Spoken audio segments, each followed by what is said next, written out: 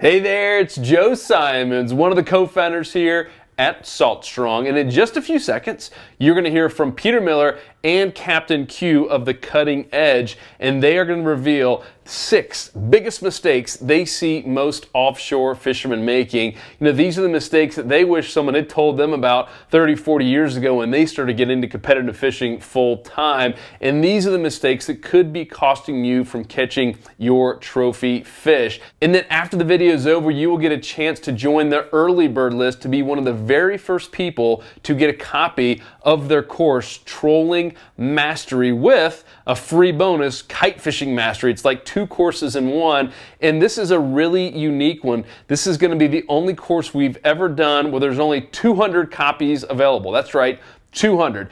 And you might be wondering, all right, Joe, why are you doing that? Well, these are their very best secrets. These are the secrets that have enabled these two guys, combined to make well over $1 million in tournament winnings. I mean, these are the kind of secrets that you could go use tomorrow or the next month to actually start placing in tournaments, getting 15, 20, 30, 40, 50,000, $100,000 checks. These are their very best secrets, and quite honestly, they don't want everyone in the world having them out there. So if you want a shot at this, you have to be on this early bird list. We're going to make it a complete no-brainer and completely risk-free to those first 200 people that get in. So enjoy the video and make sure to get on the early bird list afterwards. Hey guys, it's Joe Simonds. We're here filming on the Cutting Edge an amazing new course called Trolling Mastery with a little live bait fishing with the kites. This is awesome.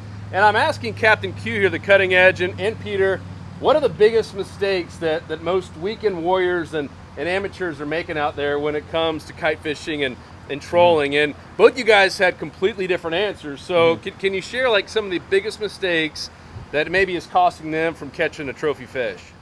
Yeah, well, we're out there all the time and we see a lot of crazy things. And a lot of times you'll see people just, I'll be going out and I'll be rigging and I'm hunting. Fishing is all about hunting. And you'll see people just go by areas that could possibly be good. And they're just going by them, so like one of the main things I always tell people is slow down. You don't need to go 1,000,000 miles an hour. Slow down and look at everything. When you cross that reef, there could be mackerel, there could be bait, there could be all kinds of stuff. When you hit the 120, 130, notice if there's current. Don't just blaze by and get out to 1,000 foot and go, wow, I wonder if it was good on the edge. But I didn't even look. I should have probably looked. So that's kind of like one of the things that I always, notice when I'm on the way out. Yeah, that's a good one. Another one I have is what I see most is guys that are locking down the drag, and when a fish is running, when they hook up, they get concerned that the fish is going to take all the line and they're going to lose the fish, and they feel like they've got to tighten the drag, push the level forward, and just that's the chance to lose a fish, to snap the line. So that's something I always tell people, guys, the fish needs to run, let them run. They're going to slow down eventually. If you need to put the boat in gear and chase after them a little bit, that's fine. But always set the drag so the line goes out when the fish runs. That's the key. Good stuff. Q, what else you got? One thing, if anybody watching this has fished with me, they'll probably be like, what are you talking about? But like overfilling the live well. I'm like a fanatic on having tons of bait, and I sometimes personally forget that I'm just putting too much in the live well. And what happens is you overfill your live well, your baits are like half energy the rest of the day. They're fighting for oxygen, they're fighting for room. When you do that, your baits, when you're fishing live bait, your baits need to be like full of life. Epic, firetail, ripping around. And when you jam them in a box and they sit there for a few hours, they become weak.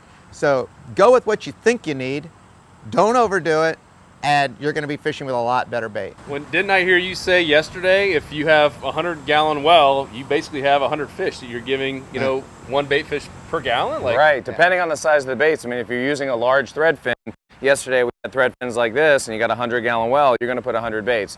I mean, if your baits are this big, you could probably put 500 in, but we use larger baits for kite fishing, so we kind of determine the number of baits based on the gallons in the tank.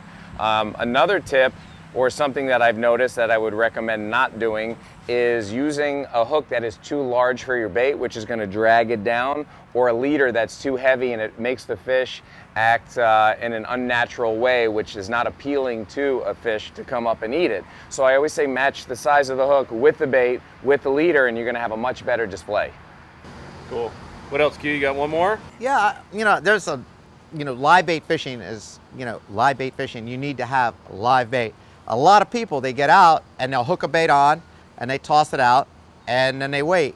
Well, it's just like anything. If I tied you up to a rope, you're going to fight for a little bit and then you're going to lose your energy. Same thing with a bait. When you hook that bait on and you put it out, that bait should have enough life that it literally takes itself out, that it shoots off and it goes in its own direction because it feels like it's free. That's a good bait. You need to leave that bait out there until it stops doing that. When it stops doing that and you see it just kind of float, and if you lift up the bait and you see it do a little wiggle, and it's not fighting, it's time to change that bait. So a lot of people, they just they claim a bait is alive if it's moving, and that's good. Well, that's not really good. It needs to have that fight because that's what puts out the vibrations. That's what causes fish to sense that there's bait in the area. So yeah, that's kind of like one thing I've noticed a lot with people fishing. Change them out frequently. Change them out. If you have a lot of bait, why not change them out? You don't know, and Pete can attest to this, that how many times letting the bait out, you get the bite. We get bites all the time putting them out, and it's always worth it. The bait hasn't been disturbed, hasn't been stressed out, yet it's not fired up like you said. So we'll bring them in. If they're out there for 30 minutes, 35 minutes, we'll reel them in, change them out. You coming back to the dock with live bait is kind of like not leaving it on the court. You got to go out there and you got to change those baits. And one other thing to complement what you were saying was the fact that if it's live bait, you need to change them, but also if you're trolling dead bait and you have value, they get washed out. So just because you haven't gotten a bite doesn't mean that your bait flopping out there 150 feet behind the boat is going to be in good shape. You need to check them every now and then because their bellies get washed out, their tails get ripped off, so you want to check that. But one last thing that I was thinking was the fact that people have a tendency to reel against the drag on spinners. So what I tell people to do is when they're pulling up, nice and easy, and they're winding down, always look at the spool. A lot of people look at the tip of the rod and they're looking at the fish and they yank up and the line's coming off the reel and then they're winding through it. So you want to look at your reel, make sure, and then get that gain. But if the line's screaming out, you can't wind against it because eventually that line's going to twist up. On your next fish, you're going to get tip wrapped. It's going to be the fish of a lifetime, and you're going to pop your line. You're going to get wrapped up, and then you're going to break the fish off. So those are a bunch of good tips. I mean, we could go on all day, but those are a couple of good ones. On our charter boat, one of the most used comments that I say out of that bridge: if you hear that reel squeal, do not reel. And it's something you can keep in mind when you're there, when you're lift. Like he's saying, so many big fish that we've lost, and it's heartbreaking when you get a fish that close. Yeah.